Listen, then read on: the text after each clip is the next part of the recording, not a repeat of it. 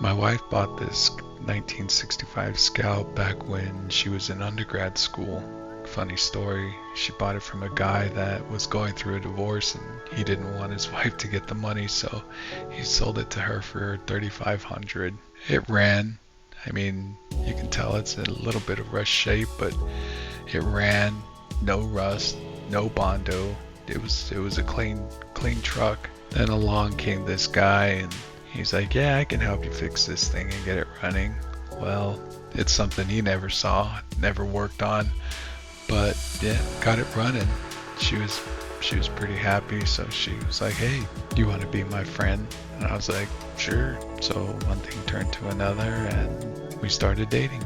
Okay, that's not what happened, but that's what we like to say anyways. So I figured I would fix this for her and get it running. I didn't plan on doing a ground up or making it anything other than just a nice running vehicle for her again. I mean, she drove this thing to and from work and school, and it wasn't her only car, but she really loved this thing. She worked really hard. I mean, going through all she's gone through to get where she's at in life, I feel she totally deserves this. So I loaded it up and took it out to Chandler, Arizona, to my uncle's shop. So as you can see, the motor, it's a V8 cut in half, and this is something that International did back in the 60s, so it's as simple as it comes. But this thing was heavy, extremely heavy. And here you can see, some custom ventilation provided by the local hardware store and ever popular duct tape. So this is after I got the motor out, and you can see it was pretty bad. I mean, a lot of the parts were being held on with JB weld, like the oil fill tube, and they even put JB weld on the back freeze plugs. And here you can see I had to literally get these out and then clean all the JB weld off before sending it out to the machine shop. I mean, they had it on the heads, they had it on the blocks, it was pretty bad. Now keep in mind, all of this was already like this when my wife bought it, and she drove it around for quite some time before it finally died. So my goal was to keep it as original as possible. After all, it's a 1965 red carpet edition, minus the aftermarket plastic sport mirror. So as I pulled the motor apart, I placed the bolts in cardboard, identifying exactly where they went, like on the head or on the block. So this was the fill tube, the oil fill tube that had JB weld on it. So I tried my best to get all the parts out as I could, and then I had to do a little bit of fab work. Once I got the block back from the machine shop, I started the assembly process. To find parts for this was very difficult. I mean, to find the bearings, to find the pistons, the rings, it was very difficult. I went through IH Parts America, and I was literally on the phone with IH Parts and the machine shop to be able to tell them what to bore the block out to buy the available parts from IH Parts. So I sandblasted all the parts. Everything that I could take off, I sandblasted, reprimered, repainted, got it all back together. So here you can see I wanted to make sure that the engine ran. I wanted to make sure it was tuned. I wanted to make sure everything was okay with it before I got it back into the truck, because it was pretty difficult to get that in there or get it out of there. So I designed and built this motor stand, and the odd thing is this motor, it's a slant, it's not straight at all. So you can see here that I had to make this motor stand so that it can accommodate not just this engine but others that I might be working on. So once I got the engine stand built, I got the motor in it. I wanted to make sure that I could see all the temperature, the RPM, and the oil, so I went ahead and got the gauges and stuff. So here you can see we're cleaning up the truck for final prep. I brought more parts over for the truck. I also brought a roll bar. I know they don't come with the roll bar, but going 60 miles an hour on the freeway in this little thing with the top off, and if it flips, we're all done. So again, I wanted to make sure she was safe, so I went ahead and did the roll cage, but it came in a 2-part roll cage, so I took it back, I welded it up, and took it in for powder coating. Once I got the motor all mounted up on the motor stand, I loaded it all up and headed back to Phoenix.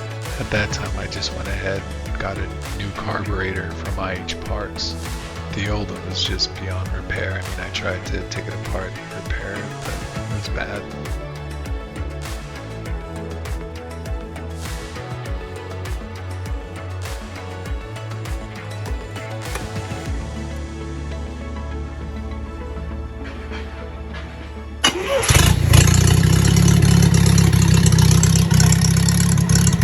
Even after spending a lot of time fleshing out the radiator, cleaning it, everything out, I figured if I'm this far, I might as well do it right, and just got an aluminum one. And go. At this time, back in Chandler, my uncle was knocking this out. I mean, he got the undercarriage, he got all the trim and door jambs, everything done and ready for final paint. So it was coming along nicely.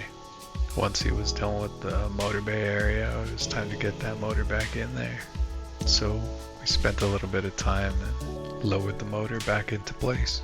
As you can see on the bottom there, I took this time before we even put the motor back in. I went ahead and replumbed the brake lines and the fuel lines throughout the whole thing. Right here you can see my uncle went ahead and did rhino lining, red rhino lining on the floorboards. Came out really nice. Here's my uncle laying final paint. Again, all I really wanted to do was just get this thing running for her, you know, looking a little bit nice. I did not expect to go this far, but after each step and seeing the progress, I just figured, well, I'm this far, I might as well keep going. And one thing led to another, and it just kept evolving. So I figured, well, let's just go ahead and get the seats done as well. So now it's time to put this back together. So Mario, Big Steve, myself, we started putting things in, getting things back on. So you can see how some like the door mechanisms, I took all of those out, sandblasted all of those. The front windshield frame, I took that off, sandblasted that as well. So my main goal right here was to get it back together as much as possible so that I can get it loaded up and take it back to California. There I would go ahead and do all the final assembly myself, the rubbers, the trims, things like that. But right here we just wanted to get it back as much as possible.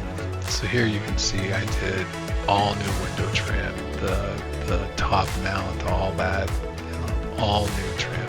And again, all of that I got at IH Parts America. Once the top was done being painted, it was time to mount that. So it was all hands on deck for that. Even a family member that's a professional glass installer came out and helped us put the glass back in.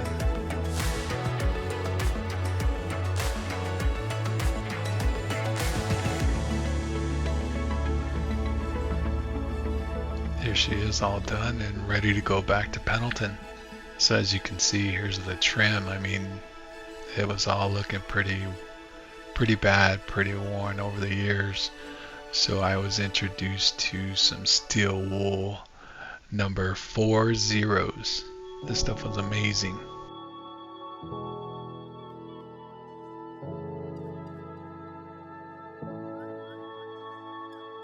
After getting it back to Camp Pendleton in California, I went ahead and started doing all the final assembly, getting all the door trim and rubbers on, even got the horn assembly back in where the horn wasn't even there before or working.